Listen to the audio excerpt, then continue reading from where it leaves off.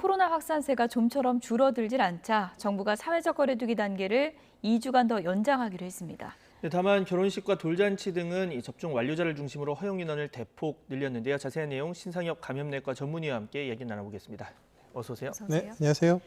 오늘 발표되는 내용에 사적 모임 인원 제한을 조금은 풀지 않을까 그런 전망도 있었는데 아무래도 지금의 확산세가 다소 심각하다는 얘기겠죠? 일단 지금 그 추석 연휴 전에 그 수도권 중심의 이동량 증가가 있었던 부분에 대한 그 유행의 여파가 아직은 좀 지속되고 있거든요. 예.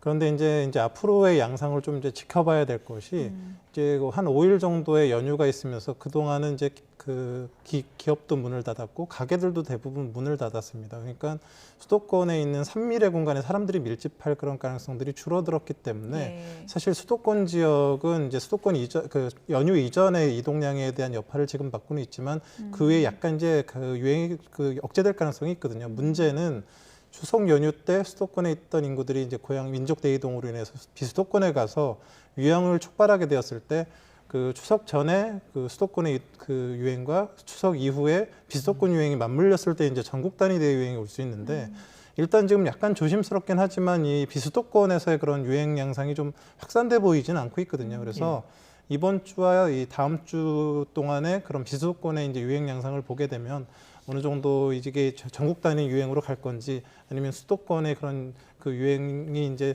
그 지속될 건지 아니면 좀 수그러들 건지 이런 양상들이 좀 나타나게 될 것 같습니다. 네. 그런데 이제 걱정이 되는 게 지금 날씨도 좋고 그리고 또 이번 주 그리고 다음 주 이제 대체 공휴일을 낀 3일 연휴가 이제 2번 있습니다. 그렇다 보니까 지금 거리두기 일단 정부도 2주 연장 조치를 내렸는데 일단 이걸로 뭐 효과가 충분할지 어떻게 보십니까? 사실은 그 지금 추석 연휴 전 그런 이동량 증가로 인한 유행이 사실 이제 한 단계의 확진자 수 증가를 불러왔거든요. 그래서 네. 지금 유행이 지금 통제가 되고 있지 않은 상황에서 실제적인 과거와 같은 상황이라 그랬으면 사회적 거리두기를 강화할 수 있는 그런 여지가 있었거든요. 예. 그런데 지금 상황에서 사회적 거리두기 강화는 이미 그 국민들의 수용성이 너무 떨어져 있는 상태이기 때문에 가능한 상황이 아니고요. 그렇다고 해서 또 그 뭐 국민들의 요구에 의해서 그 거리두기를 뭐 완화한다 그랬을 때는 사실 그 유행의 확산이 좀 어느 정도 예견되는 상황이기 때문에 예. 사실 어쩔 수 없이 이제 좀 그 유지를 하는 그런 방향이 될 수밖에는 없었던 것 같고요. 다만 이제 좀 그 결혼식이나 돌잔치, 실외 체육시설 같이 또 일부 뭐 조정들의 이제 좀 그런 것들을 진행하면서 2주 뒤에 이제 지금 예방 접종 완료율이 50%가 넘어갔거든요. 그래서 이제 어느 정도 이 유행의 통제 가능성들까지 고려를 해서 2주 뒤에 다시 판단을 하겠다라고 생각을 한 것 같습니다. 예. 조금 전에 이제 언급을 해주셨습니다. 결혼식 같은 경우에 지금까지 예비 신랑 신부들이 상당히 어려움을 또 호소하기도 하고 했지 않습니까?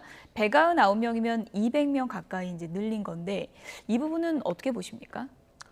그냥 뭐 임의로 늘린 게 아니고 예방 접종 완료자들 중심으로 이제 늘린 거거든요. 일종의 인센티브를 주는 건가요? 예. 그렇죠. 이제 근데 지금의 이제 유행의 양상이 사실은 이제 미접종자 중심의 유행입니다. 지금 그 접종 완료자가 이제 50%가 넘었기 때문에 일단 이제 접종 완료자가 이제 어찌 보면 이제 다수가 되는 상황이고요.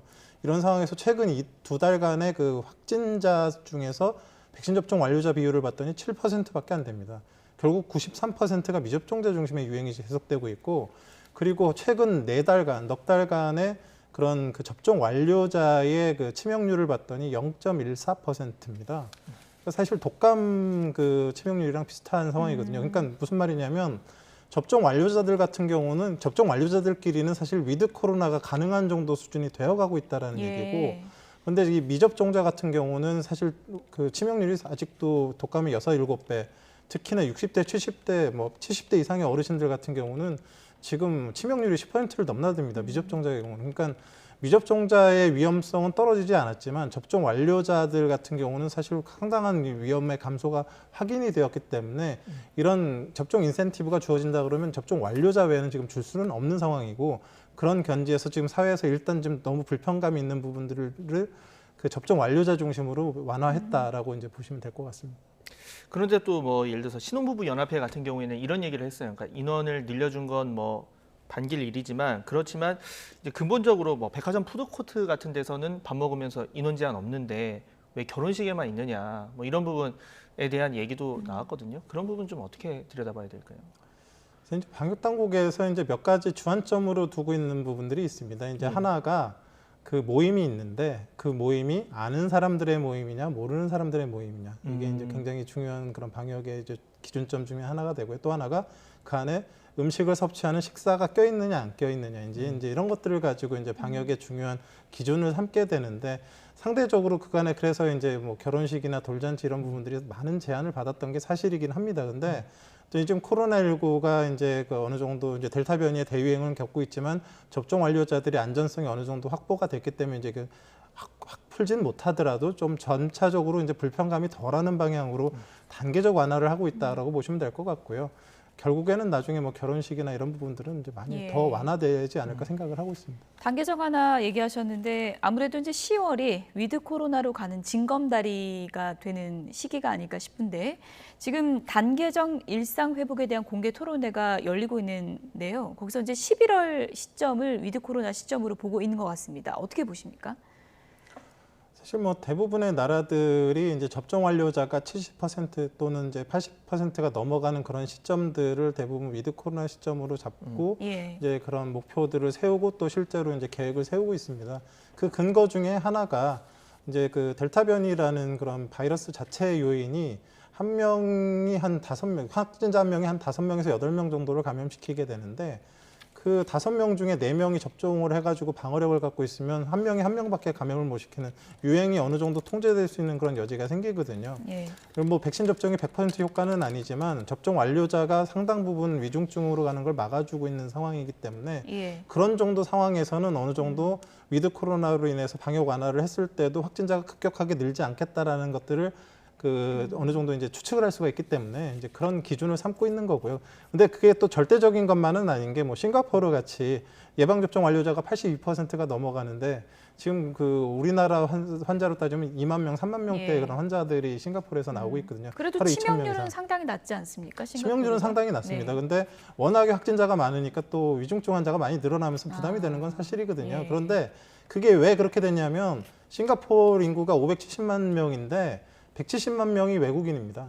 우리나라도 지금 보면은 사실 외국인 중심의 관리가 좀 방역 당국의 관리가 어려운 그런 대상 중심의 이제 집단 감염이 예. 지금 보면 계속 나타나고 있는데 싱가포르 역시 지금 백신 접종이 완료가 많이 되었지만 미접종자 특히 관리가 어려운 외국인이나 이런 대상들이 있게 되면 그 유행이 잘 통제되지 않는다라는 걸 우리 이제 보여주고 있는 거거든요. 그래서 우리도 예방접종 완료율을 높이는 것도 물론 중요하지만 뭔가 좀 방역의 대상이 되기 좀 취약 부분, 특히나 외국인이든가 예. 아니면 방역에 영향이 미치지 못하는 그런 부분들에 대해서 지금부터 미리 신경을 써서 예. 그런 단계적 방역 완화가 됐을 때 그런 부분에서 이제 문제가 불거지지 않도록 좀 노력을 해야 되는 부분들이 있습니다. 네.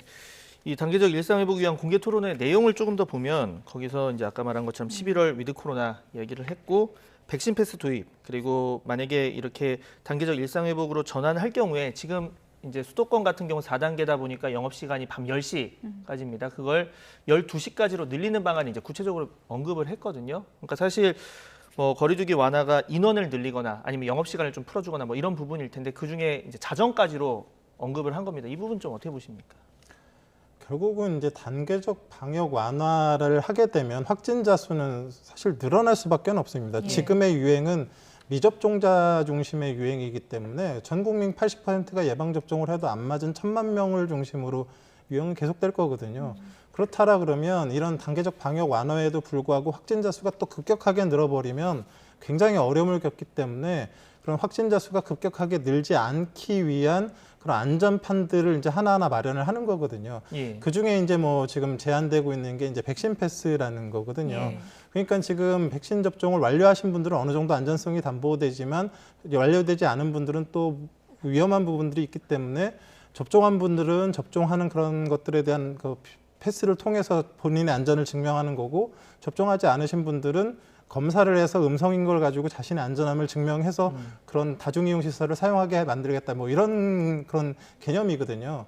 이게 이제 사실 장기간 지속될 게 아니라 그 단계적 방역 완화 시점에서의 급격한 확진 환자가 증가하는 그런 부분들이 확인이 되지 않는 그런 시점에서는 또 없어질 것들이기 때문에 그런 대상 동안은 단계적 방역 완화에 있어서 그 영업시간 제한을 24시간으로 푸는 게 아니라 12시나 이런 식으로 단계적으로 풀어가고 백신 패스나 이런 부분들도 어느 정도 한정은 있겠지만 어느 정도 대상에 대해서는 좀 시행을 했다가 또 풀어가고 이런 조금 불편하더라도 이런 완화 과정에서의 대규모 확산을 막기 위한 그런 안전판들이 좀 필요할 것다라는 생각은 예. 듭니다. 백신 패스 관련해서는 이제 불편함을 넘어서 일각에서는 이것은 차별이다. 라면서 이제 국민청원까지 지금 등장한 그런 상황입니다. 특히 이제 아이들 있는 집에서는 12세, 17세 청소년은 백신을 지금 접종을 선택하지 않는 경우가 많은데 그럼 뭐 부모와 외식하러 가서도 우리는 백신 패스가 없는데 어떡하나 뭐 이런 얘기가 당장 나오고 있거든요. 글쎄 뭐 백신 패스라는 게 차별이라는 얘기를 쓰려고 그러면 둘 다 가능한데 못하게 할 때가 이제 차별인 예. 거고요. 사실은 지금의 이제 델타 변이 유행 상황에서 코로나19 백신 접종자와 미접종자는 위험성의 차이가 많이 납니다.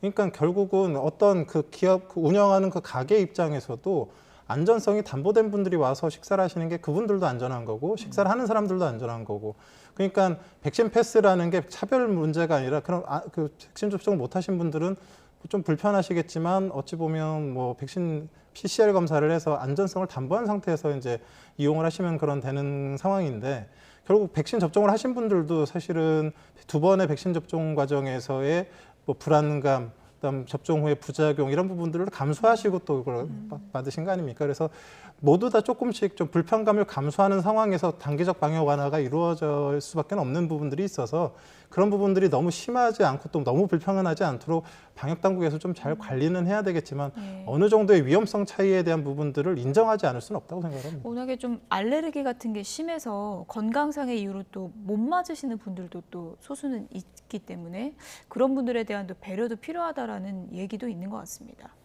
그런 부분 역시도 사실은 접종을 일단 뭐 본인의 그런 부분 때문에 못 맞으셨지만 코로나19에서 안전성이 확인되지는 못한 부분이니까 또 다중이용시설 이용 시 위험한 부분이 실제로 있는 거기 때문에요.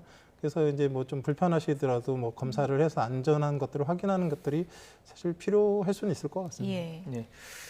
뭐 지금 얘기의 연장선인데 어제까지 이제 지금까지 기회가 있었는데도 접종받지 않으셨던 분들에게 한 번 더 이제 기회를 드렸습니다. 그래서 이제 예약 기간이었고 근데 예약률이 한 8.9% 그래서 아직 530만여 명이 이제 백신 접종 선택을 하지 않으셨습니다. 뭐 단기적 일상 회복하려면 더 많이 받아야 될 텐데 좀 그 방안 뭐 여러 가지 나오고 있어요. 찾아가는 접종하자. 뭐 과학적인 설명은 이제 당연하겠고 그밖에 좀 어떤 권고를 넘어서 뭔가가 있어야 되지 않느냐. 뭐 이런 얘기도 있고요. 좀 어떻게 접근을 해야 될까요? 사실 뭐 기본적으로는 지금 접종을 안 하시고 계신 분들은 이제 뭔가 이유가 있는 분들이 많습니다. 그래서 어느 정도의 신념을 가지고 계신 분들도 있고 그래서 그런 부분들에 있어서는 사실 언제든지 또 사람들의 생각은 바뀔 수가 있기 때문에 백신 접종의 접근성을 높여놓는 건 굉장히 중요하다고 생각을 합니다. 뭐 자녀 백신 클릭해서 찾는 거 굉장히 어려운 부분들이기 때문에 그래서 지금 정부에서도 이제 10월 18일 이후에는 뭐 예약 없이도 접종을 하실 수 있게 이제 그런 접근성을 높여주신 것 같고요. 또 하나는 이제 결국 뭐 미국이나 이런 나라들은 지금 접종 완료자가 뭐 백신은 남아도는데 55%밖에 안 되거든요. 네. 뭐 12세 이상 해봐야 65%.